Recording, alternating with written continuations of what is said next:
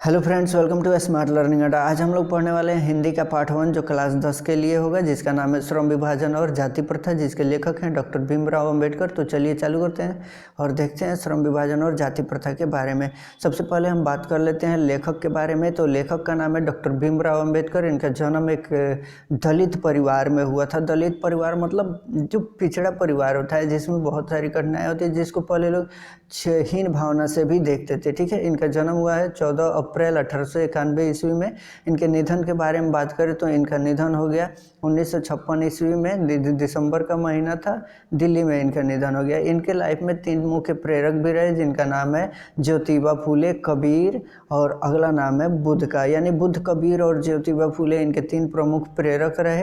प्राथमिक शिक्षा इन्होंने गांव से ही प्राप्त किया और आगे की पढ़ाई के लिए इन्होंने बड़ौदा नरेश के प्रोत्साहन से न्यूयॉर्क गए, जो अमेरिका में पड़ता है, और फिर वहाँ से ये लंदन चले गए और फिर लॉ की पढ़ाई करने के बाद ये स्वदेश वापस लौट आए।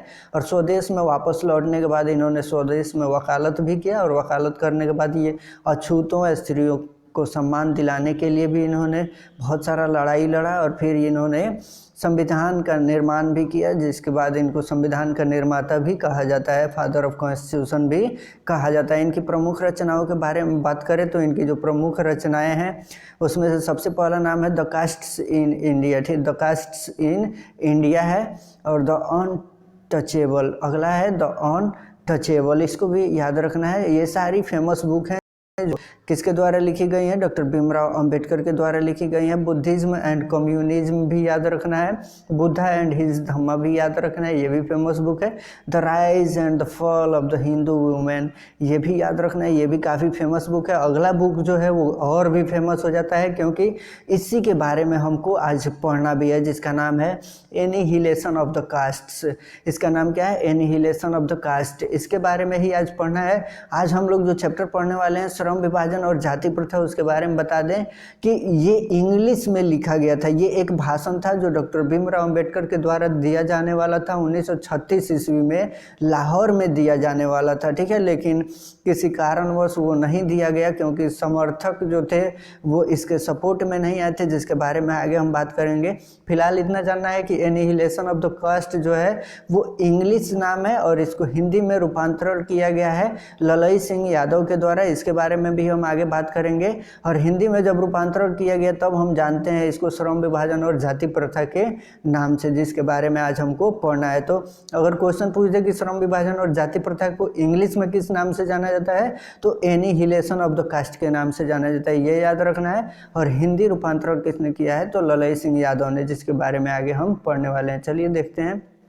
तो सबसे पहले हम पाठ के बारे में जान लेते हैं। पाठ के बारे में बात करें तो यह बाबा साहब के विख्यात भाषण एनिहिलेशन ऑफ द कास्ट के ललई सिंह यादव द्वारा किए गए हिंदी रूपांतरण, यानी हिंदी जो रूपांतरण किया गया है उसको कहा जाता है जाति भेद का उच्छेद। क्या कहा जाता है, जाति भेद का उच्छेद कहा जाता है। और इसी से किंचित संपादन के साथ इसको क्या किया गया, लिया गया है। यह भाषण लाहौर में दिया जाना था, जो पीछे हमने आपको बताया था 1936 ईस्वी का टाइम था जब इसको दिया जाना था। लेकिन क्या हुआ, आयोजकों की सहमति नहीं बनी। आयोजक जो थे वहाँ के, उनकी सहमति न मिलने के कारण इसे पढ़ा न जा सका, क्योंकि इसमें थोड़ी सी कठोरता थी। इसमें कुछ ऐसी बातें लिखी गई थी जो शायद लोगों को अच्छा नहीं लगने वाला था। तो फिर वहाँ के जो आयोजक थे उनकी सहमति न मिल पाई। सहमति न मिलने के कारण यह भाषण नहीं दिया जा सका, क्योंकि ये जो भाषण था ये जाति प्रथा के ऊपर दिया जाना था, ताकि जाति प्रथा को ख़त्म किया जा सके। लेकिन वहाँ के जो आयोजक थे उन्होंने इसका विरोध किया और उन्होंने ये जो भाषण दिया जाना था इसको होने नहीं दिया। जिसके बाद क्या हुआ, बाद में इसी को पुस्तक का रूप दे दिया गया। तो क्वेश्चन पूछ दे कभी कि एनिहिलेशन ऑफ द कास्ट जो है इसको बाद में पुस्तिका का रूप दिया गया, तो किसके नाम से जाना जाता है, तो इसको जाना जाता है इंग्लिश में एनिहिलेशन ऑफ द कास्ट के नाम से। और इसका हिंदी रूपांतरण जो किया था किसने किया था, ललई सिंह यादव ने किया था। और इसको हिंदी में हम जानते हैं जाति श्रम विभाजन और जाति प्रथा के नाम से। लाहौर में दिया जाना था, 1936 ईस्वी का टाइम था, आयोजकों की सहमति नहीं मिली। ये भी याद रखना है, पूछ देगा कि ये जो भाषण था श्रम विभाजन और जाति प्रथा, जिसको इंग्लिश में कहा जाता है एनिहिलेशन ऑफ द कास्ट, ये क्यों नहीं दिया जा सका? क्योंकि आयोजकों की सहमति नहीं मिल पाई थी। तो बाद में इसे क्या किया गया, एक पुस्तिका का रूप दे दिया गया और उसी का हिंदी में जो रूपांतरण किया गया, जिसको श्रम विभाजन और जाति प्रथा के रूप में हम पढ़ते हैं, और इसको हिंदी रूपांतरण करने वाले कौन है? तो ललई सिंह यादव है। ठीक है, चलिए आगे हम पढ़ते हैं तो थोड़ा जानते हैं अब श्रम विभाजन और जाति प्रथा के बारे में। तो इसमें हम बात करें तो श्रम विभाजन और जाति प्रथा, यानी श्रम का अर्थ क्या होता है? तो श्रम का अर्थ होता है काम। श्रम का अर्थ क्या होता है? श्रम का अर्थ होता है काम, और विभाजन का अर्थ होता है बंटवारा। विभाजन का अर्थ क्या होता है? बंटवारा। यानी एक ऐसा जगह, एक हम ऐसे चीज़ के बारे में बात कर रहे हैं कि श्रम, यानी हम श्रम के बारे में बात कर रहे हैं और जाति प्रथा के बारे में बात कर रहे हैं। तो श्रम का अर्थ होता है काम, और विभाजन का अर्थ क्या हो गया? बंटवारा। यानी प्राचीन काल में लोग क्या करते थे? काम का जो बंटवारा है वो माँ के गर्भ से ही हो जाता था। यानी लोग ये नहीं सोचते थे कि वो जो बच्चा है उसका फ्यूचर क्या होने वाला है। लोग उसी टाइम निर्णय ले लेते थे कि ये अगर पंडित का बेटा है तो पूजा ही कराएगा, ये क्षत्रिय का बेटा है तो तलवार ही चलाएगा, भले ही उसको उस चीज़ में जानकारी हो या ना हो, उस क्षेत्र में नॉलेज हो या ना हो, लेकिन उसको मजबूरन वश वही करना पड़ेगा। क्योंकि उस समय में क्या होता था, लोग काम को बांटते थे जाति के आधार पे, न कि नॉलेज के आधार पे। और इन्हीं सारे कमियों के वजह से ये जो भाषण था श्रम विभाजन और जाति प्रथा, जिसको इंग्लिश में कहते हैं एनिहिलेशन ऑफ द कास्ट, जिसको लाहौर में 1936 ईस्वी में कर देने वाले थे, जिसको आयोजकों के द्वारा रोक दिया गया था। ठीक है, सहमति नहीं मिल पाई थी। तो प्राचीन काल में लोग क्या करते थे कि काम का जो बंटवारा था वो माँ के गर्भ में ही कर देते थे, जो कि सरासर गलत था। एक बच्चे का क्या कसूर है कि उसको पेट में ही बता दिया जाता है कि नहीं तुमको यही करना है आगे जा कर के, जबकि उसका हो सकता है कि मन कुछ और हो करने के लिए, उसके पास नॉलेज किसी और काम का हो, और उसको मजबूरनवश क्या करना पड़ेगा। तो यही जो होता था, तो लोगों को मजबूरनवश पैतृक पेशा अपनाना पड़ता था। पैतृक पेशा का मतलब होता है जो दादा परदादा का किया गया कार्य है और उसी को हम भी कर रहे हैं, तो वो हो जाता है पैतृक पेशा अपनाना। ठीक है, जिसको अंबेडकर जी जाति प्रथा का इसी के वजह से क्या किए कि अंबेडकर जी जो थे, डॉक्टर भीमराव अंबेडकर, इन्होंने जाति प्रथा का विरोध किया कि नहीं ऐसे नहीं होना चाहिए, क्योंकि ये सरासर गलत है। किसी बच्चे को हम उसके माँ के गर्भ में ही उसका काम नहीं दे सकते हैं और नहीं बांट सकते हैं, भले ही वो किसी भी जाति से बिलोंग करता हो, क्योंकि आज ऐसा समय है कि हमको काम का बंटवारा नॉलेज के हिसाब से करना चाहिए, न कि जाति प्रथा के हिसाब से। ठीक है, तो आगे जब हम बात करते हैं तो जाति प्रथा का ही दूसरा नाम क्या है? श्रम विभाजन। लेकिन ये अंबेडकर साहब जो है ये मानने को तैयार नहीं है। यानी अंबेडकर साहब क्या कहते हैं कि ये जो आप लोग कहते हो ना कि जाति प्रथा का ही दूसरा नाम है श्रम विभाजन, इससे हम नहीं मानते। कौन नहीं मानते हैं? अंबेडकर साहब नहीं मानते हैं। वो क्या कहते हैं कि श्रम विभाजन में काम का बंटवारा होता है। श्रम विभाजन में क्या होता है? काम का बंटवारा।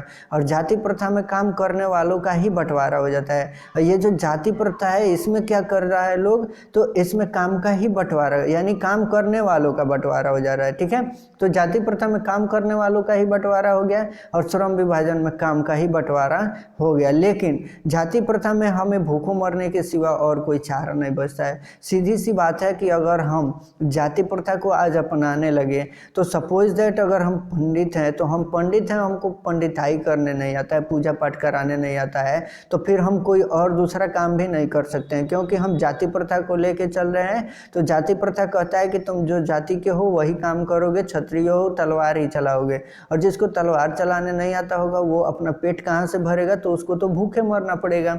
तो वही चीज़ जाति प्रथा बता रहा है कि जाति प्रथा में हमें भूखों मरने के सिवा कोई और चारा नहीं है, क्योंकि हम कोई और काम नहीं कर सकते हैं जो हमारे धर्म में नहीं है। इसीलिए ये जो डॉक्टर भीमराव अंबेडकर साहब हैं, जिनको बाबा साहब कहा जाता है, अंबेडकर जी जो है वो जाति प्रथा नहीं मानते हैं, क्योंकि ये सरासर गलत है। किसी भी इंसान को उसके नॉलेज के आधार पे काम देना चाहिए, न कि उसके जाति के आधार पे काम का बंटवारा करना चाहिए। इससे क्या होता है कि लोग मन से काम नहीं करते हैं, संबंध तो वो काम अच्छा नहीं होता। बाबा साहब अम्बेडकर ने कहा कि हम काम का बंटवारा योग्यता के आधार पर करेंगे। इससे क्या होगा कि समाज में हर वर्ग के लोगों को आगे बढ़ने का मौका मिलेगा। ये सबसे बढ़िया बात इन्होंने कहा।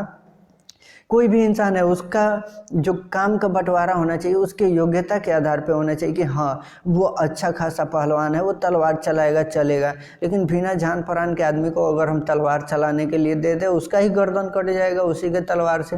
फिर हमें ऐसा काम क्यों करना? उसको देखो ना कि उसका नॉलेज क्या है, वो क्या कर सकता है, उसकी योग्यता के आधार पर उसका कार्य का बंटवारा करना चाहिए, न कि उसके जातिवाद के आधार पर कि हाँ वो क्षत्रिय है तलवार ही चलाएगा। अरे तलवार से उसको गर्दन भी कट सकता है, उसके अंदर जान नहीं होगा तो कम से कम उसको मौका तो दो कि हाँ वो खाए पिए आगे बढ़े कुछ अच्छा कर ले, फिर वो तलवार चलाए तो समझ में आता है। लेकिन उसके घर में खाने के लिए अनाज नहीं है, तुम जबरदस्ती कहे जा रहे हो कि नहीं तुम तलवार ही चलाओ, ये सरासर गलत है। ठीक है, इसी तरीके से पंडित भी है, उसको पूजा कराने नहीं आ रहा है, जबरदस्ती कैसे कोई पूजा करा सकता है? नहीं करा पाएगा क्योंकि नॉलेज ही नहीं है उसके पास संस्कृत पढ़ने का।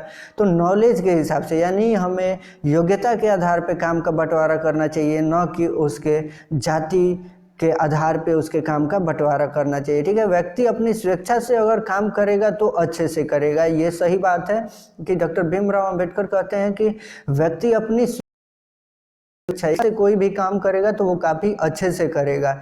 ये अगर हम ही से कोई कह दे कि तुमको पढ़ाना नहीं है, तुमको जाके ये काम करना है, कोई दुकान चलाना है, वो हमसे नहीं हो पाएगा क्योंकि वो हमारी खुद की इच्छा नहीं है, किसी के द्वारा हम पे थोपा जा रहा है वो काम। तो थोपा हुआ काम अच्छा नहीं होता है क्योंकि उसमें हमारा मन नहीं लगेगा। ठीक है, तो कभी भी ये प्रयास करना चाहिए कि अगर हम किसी से काम करा रहे हैं तो उसकी इच्छा जान ले कि क्या वो इस काम को करने में सक्षम है। यानी किसी भी व्यक्ति को उसकी स्वेच्छा से काम कराना चाहिए, तब जाके वो काम अच्छे से करेगा, नहीं तो वो काम अच्छे से नहीं करेगा। जाति प्रथा समाज के लिए गंभीर बीमारी के समान है। डॉक्टर भीमराव अंबेडकर क्या कहते हैं कि जाति प्रथा जो है वो समाज के लिए गंभीर बीमारी के समान है, हमें इससे दूर रहना चाहिए, बचना चाहिए, जाति प्रथा को हटाना चाहिए, हमें नॉलेज के हिसाब से लोगों के कार्यों का बंटवारा करना चाहिए। बाबा साहब कहते हैं कि हमें ऐसा समाज यानी मैं एक ऐसा समाज बनाना चाहता हूं जिसमें भाईचारा हो, प्रत्येक व्यक्ति को सोचने का अधिकार हो,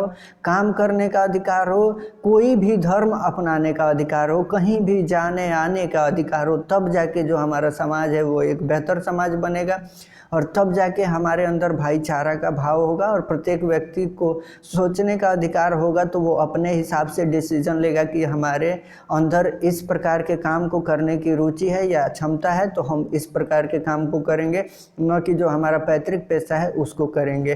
तब जाके हमारा जो देश है वो विकास करेगा और हम क्या करेंगे, कोई भी धर्म अपनाने का कोशिश करेंगे जो हमको अच्छा लगता हो।